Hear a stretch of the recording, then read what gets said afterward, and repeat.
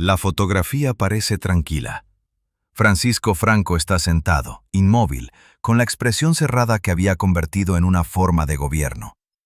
A pocos pasos se encuentra Cristóbal Martínez Bordiú, marqués de Villaverde, médico, aristócrata y esposo de la única hija del dictador. En las imágenes oficiales de El Pardo, el yerno aparece dentro del círculo más protegido de España. Cenas privadas, cacerías, recepciones, celebraciones familiares. Ningún ministro podía entrar con tanta facilidad en aquella casa.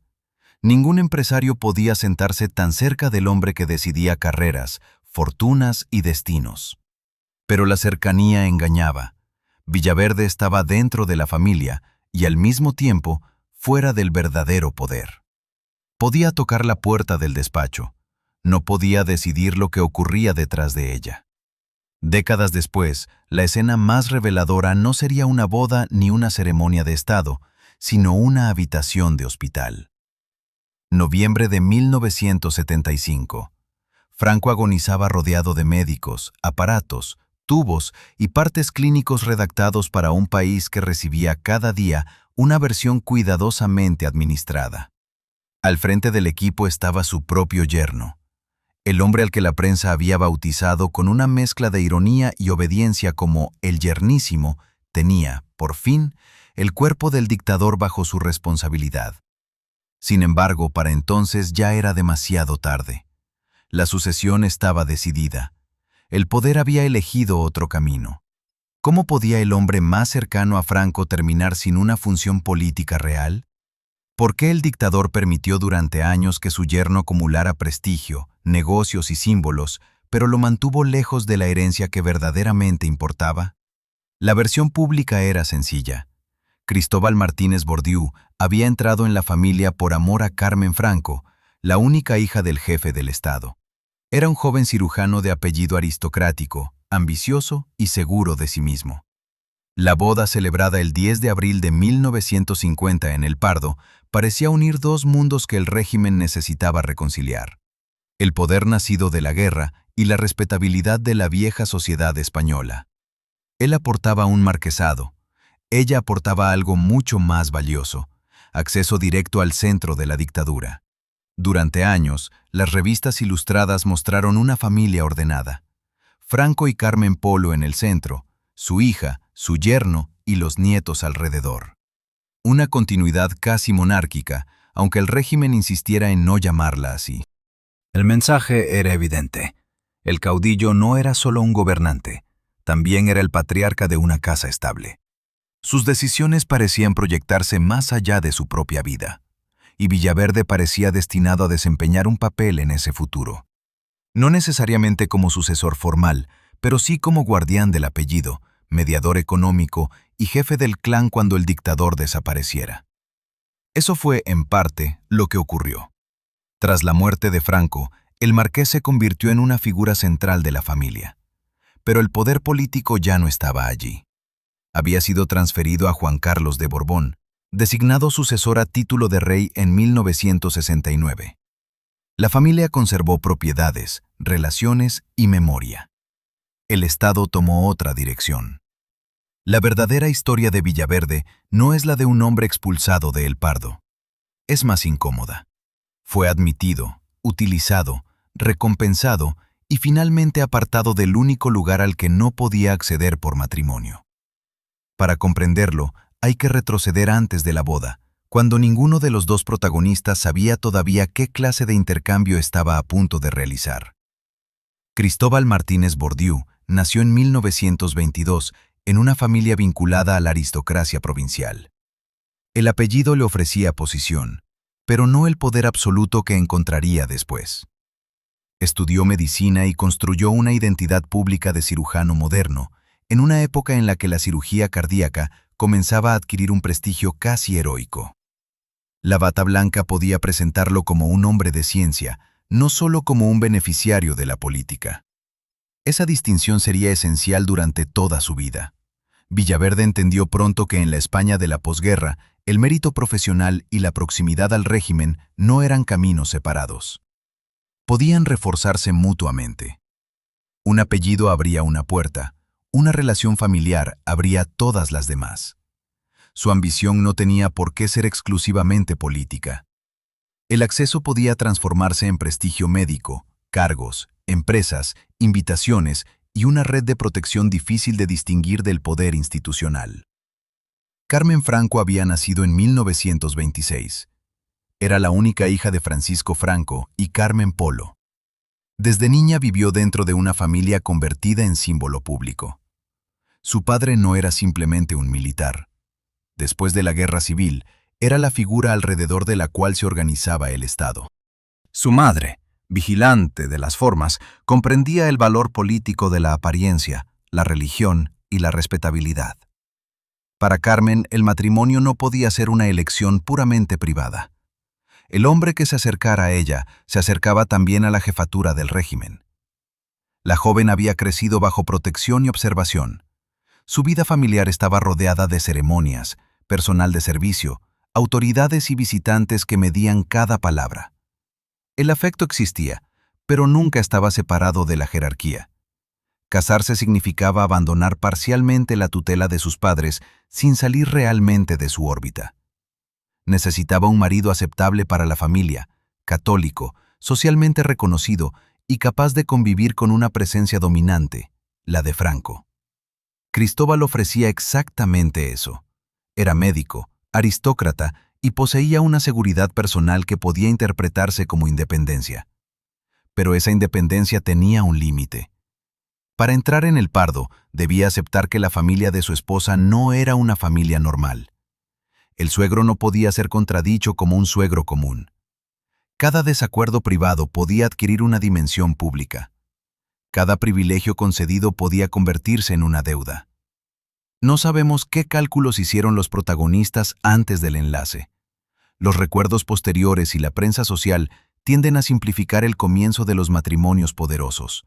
Atracción, cortejo, aprobación familiar y boda. Lo que sí sabemos es que el 10 de abril de 1950, más de 800 invitados asistieron a una ceremonia que excedía claramente la intimidad de una familia. El lugar era el Pardo. El escenario del gobierno se convirtió en escenario matrimonial. La casa del dictador absorbió la boda y la transformó en representación del régimen. Observa la fotografía. El uniforme de Franco, los vestidos, los títulos, la solemnidad religiosa. La imagen parece decir que la dictadura podía producir normalidad doméstica. Después de una década marcada por represión, aislamiento internacional y escasez, el matrimonio de la hija ofrecía otro relato: continuidad, tradición, estabilidad. Villaverde no era solo el novio, era una pieza visual. Su marquesado daba a la familia Franco una respetabilidad aristocrática que el triunfo militar, por sí solo, no podía fabricar. Él también obtenía algo. El apodo Yernísimo resumía la percepción popular. Era una burla, pero también un diagnóstico. Desde aquel día, cualquier éxito suyo sería comparado con su vínculo familiar. Si ascendía en la medicina, se preguntaría quién había abierto el camino. Si entraba en un negocio, se sospecharía qué puertas se habían desbloqueado. Si recibía una condecoración, el mérito quedaría mezclado con la influencia. El matrimonio le dio una plataforma extraordinaria y al mismo tiempo contaminó para siempre la posibilidad de demostrar que no la necesitaba.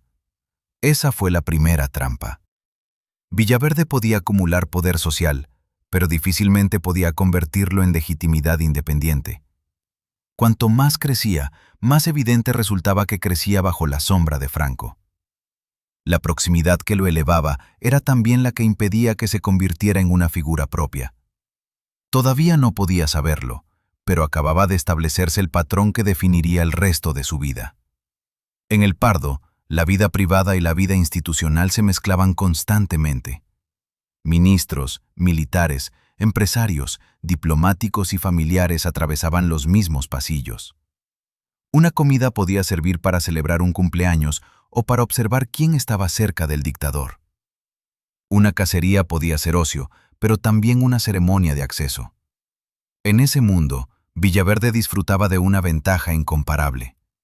No necesitaba solicitar audiencia para ver al jefe del Estado. bastaba con formar parte de la familia. Sin embargo, Franco era un hombre desconfiado. Había construido su poder evitando que ningún grupo controlara completamente el régimen. Equilibraba militares, falangistas, monárquicos, católicos y tecnócratas. Permitía que cada familia política creyera que era indispensable, mientras impedía que alguna se convirtiera en heredera absoluta.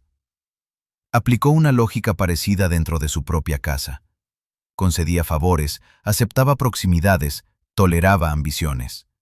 Pero la decisión final seguía siendo exclusivamente suya. Villaverde podía interpretar los privilegios como señales de confianza. El dictador podía entenderlos simplemente como recompensas domésticas. Esa diferencia es fundamental.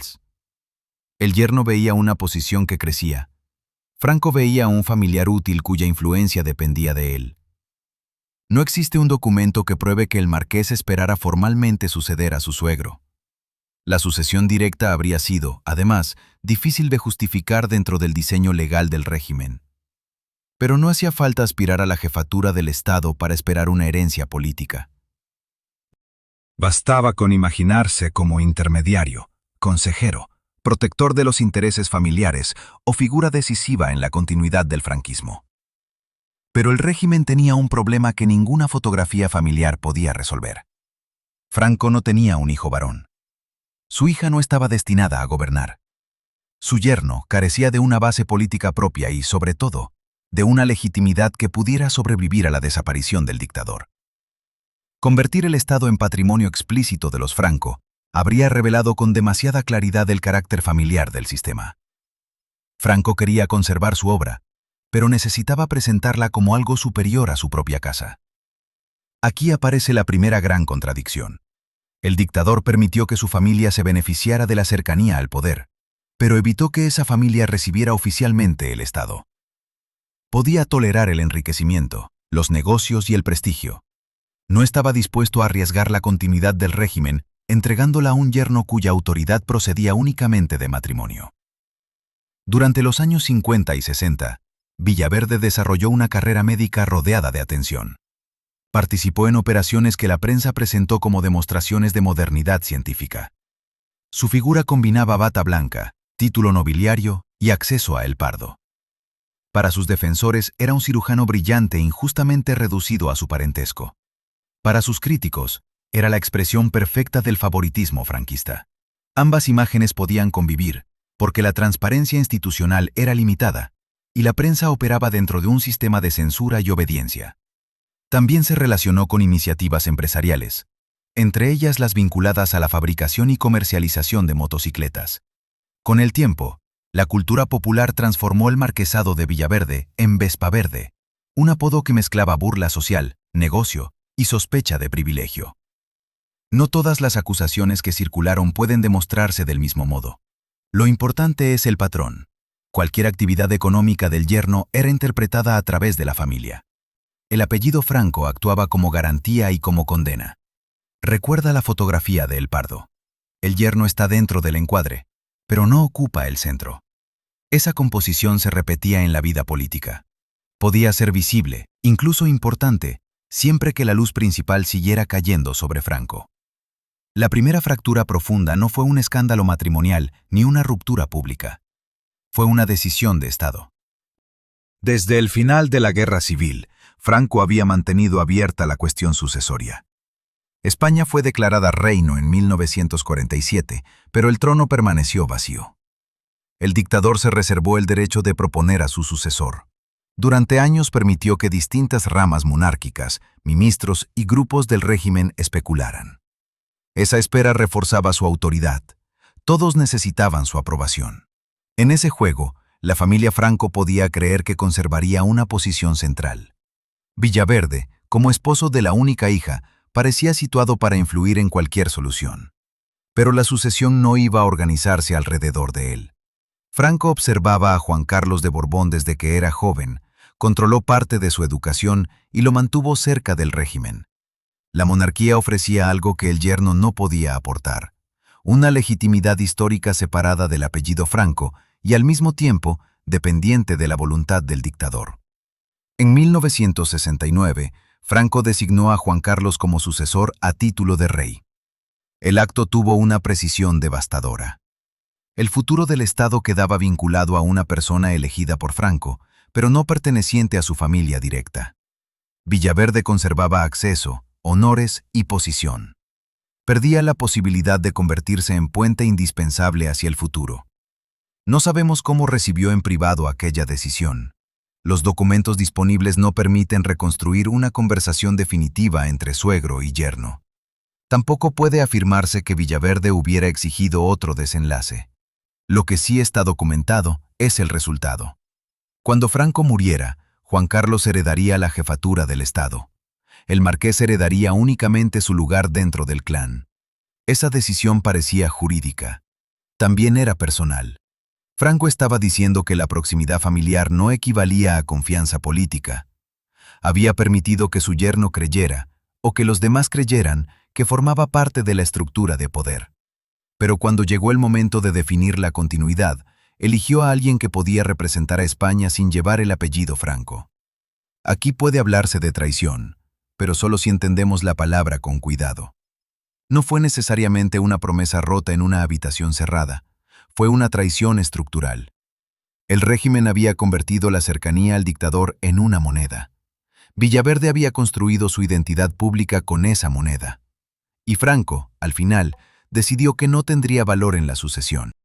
El sistema de silencio que rodeó esta contradicción fue extraordinariamente eficaz. La prensa no podía presentar la designación de Juan Carlos como una derrota de la familia. Debía describirla como culminación de la previsión del caudillo. Los Franco aparecieron junto al futuro rey sin mostrar públicamente resistencia. La armonía visual era necesaria. El régimen no podía permitir que la sucesión pareciera una disputa doméstica. Dentro de la familia, el silencio tenía otros motivos. Carmen Franco debía proteger la posición de sus hijos y el legado de su padre. Villaverde necesitaba conservar el acceso del que dependían su prestigio y sus relaciones. Carmen Polo defendía la dignidad del clan. Ninguno obtenía ventaja de una ruptura pública con el dictador. La obediencia seguía siendo rentable. También existía una red de funcionarios, periodistas, médicos, empresarios y amigos que comprendían las reglas. No era necesario recibir una orden escrita para saber qué podía publicarse. La autocensura era parte del sistema. Los favores circulaban. Los nombramientos, las condecoraciones y las oportunidades construían lealtades. La vida privada de la familia no era invisible, pero estaba protegida por una combinación de respeto, miedo y conveniencia. Lo importante no es únicamente lo que se ocultaba, sino quién necesitaba que nadie hablara de ello. Franco necesitaba una familia ejemplar. Villaverde necesitaba que su carrera no fuera examinada con criterios capaces de separar mérito y privilegio. La prensa necesitaba conservar acceso. Los empresarios necesitaban relaciones. Los funcionarios necesitaban estabilidad. El secreto no consistía en un único hecho prohibido. Consistía en no describir el sistema completo. La tensión aumentó en los primeros años 70. Franco envejecía. La pregunta ya no era quién sería designado, sino cómo se produciría la transferencia. Luis Carrero Blanco, uno de los hombres de mayor confianza del dictador, fue nombrado presidente del gobierno en 1973. Su figura parecía destinada a garantizar la continuidad del franquismo bajo la futura monarquía. Otra vez, el papel central recaía en alguien ajeno a la familia.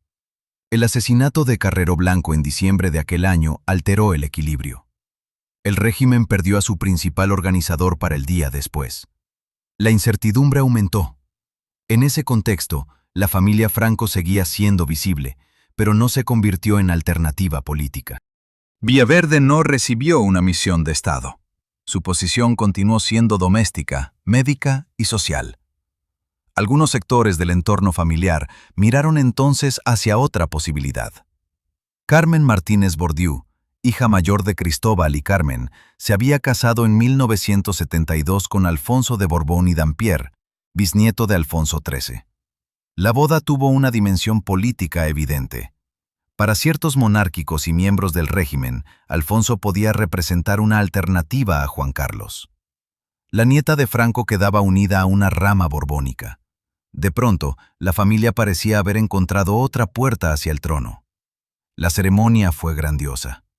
Franco acompañó a su nieta al altar. Las cámaras registraron el encuentro entre la familia del dictador y la sangre real. Pero la imagen volvió a prometer más de lo que Franco estaba dispuesto a conceder. No revocó la designación de Juan Carlos. No convirtió a Alfonso en sucesor. Permitió la boda, aceptó la simbología y dejó que circularan esperanzas, pero mantuvo intacta su decisión. Para Villaverde, aquello debió de resultar familiar. Primero, su propio matrimonio lo había colocado junto al poder sin entregárselo. Después, el matrimonio de su hija parecía acercar a la familia a la corona, pero tampoco modificaba la sucesión. El dictador utilizaba las alianzas familiares como escenografía de continuidad, no como contrato político. Ahora vuelve a mirar la fotografía. La familia aparece cada vez más conectada con títulos, bodas y herederos. Sin embargo, cada conexión es controlada por Franco. Él decide qué vínculo produce poder y cuál produce únicamente prestigio. La casa parece una dinastía. En realidad, es una corte sin derecho automático a heredar. La revelación central está aquí. Franco no mantuvo a Villaverde cerca a pesar de desconfiar de él. Lo mantuvo cerca precisamente porque la cercanía era una forma de control. Mientras el marqués dependiera del acceso familiar, no podía construir una autoridad separada. Sus negocios, su carrera y su reputación estaban ligados al suegro. Romper con Franco habría significado poner en duda todo lo obtenido bajo su protección. El dictador no necesitaba expulsarlo. Le bastaba con no elegirlo. Esta lógica se hizo más visible durante la enfermedad final. En octubre y noviembre de 1975, el estado de Franco se deterioró gravemente. España recibió comunicados médicos sucesivos. El cuerpo del jefe del Estado se convirtió en asunto político. Cada día de supervivencia permitía completar decisiones, mantener apariencias y administrar la transición. Villaverde dirigió o tuvo una responsabilidad principal en el equipo médico que atendió a su suegro. Era una posición de enorme intimidad. Veía lo que el país no podía ver. Conocía la fragilidad física detrás de la imagen del caudillo. Participaba en decisiones clínicas mientras ministros y altos cargos esperaban noticias. Nunca había estado tan cerca del centro material del poder y, sin embargo, nunca había estado tan lejos del poder real. La sucesión legal ya estaba cerrada. Juan Carlos esperaba. Las instituciones se preparaban.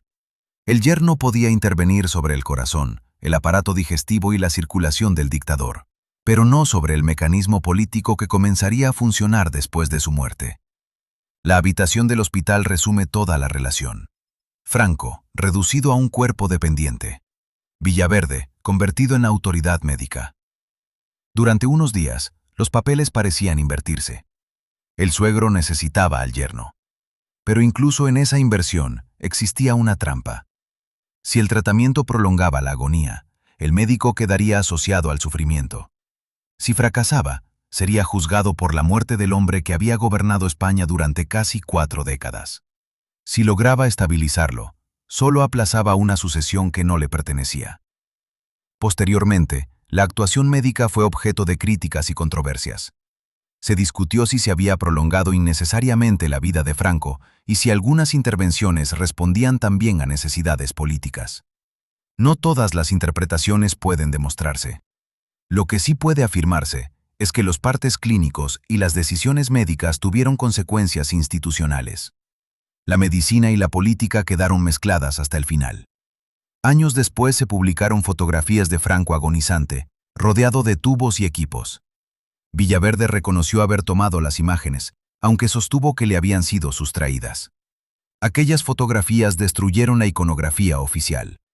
El hombre que durante décadas había aparecido uniforme, erguido y distante, estaba ahora expuesto en su vulnerabilidad extrema. El objeto central de nuestra historia ya no es solo la fotografía familiar de El Pardo. Es también la fotografía clínica. En la primera, Villaverde aparecía como beneficiario de la fortaleza de Franco. En la segunda, era testigo de su destrucción. Ambas imágenes estaban vinculadas por el mismo problema. ¿Quién controlaba lo que el público podía ver? Cuando Franco murió el 20 de noviembre de 1975, la escena cuidadosamente preparada durante años se puso en movimiento. Juan Carlos fue proclamado rey. El régimen comenzó una transformación que terminaría conduciendo a la democracia parlamentaria. La familia Franco conservó apellido, propiedades, títulos y relaciones, pero dejó de ser el centro del Estado. Villaverde se convirtió en cabeza visible del clan familiar. Esa posición podía parecer una herencia. En realidad, confirmaba su derrota política. Era jefe de una familia que ya no gobernaba. Podía defender la memoria del dictador, administrar intereses y mantener contactos. No podía impedir que las instituciones cambiaran, ni que la figura de Franco fuera sometida a un juicio histórico cada vez más crítico. La transición reveló cuánto de su poder había sido prestado. Sin la censura y sin la estructura del régimen, la prensa comenzó a examinar al marqués con otra libertad. Sus actividades médicas y empresariales recibieron una atención menos reverente. Las sospechas de favoritismo dejaron de ser murmullos protegidos. Su apodo ya no funcionaba como reconocimiento de cercanía, sino como recordatorio de dependencia. En 1984, el Ministerio de Sanidad lo sancionó con 5 años de suspensión de empleo y sueldo como responsable de un servicio de cirugía, a raíz de una investigación relacionada con su funcionamiento.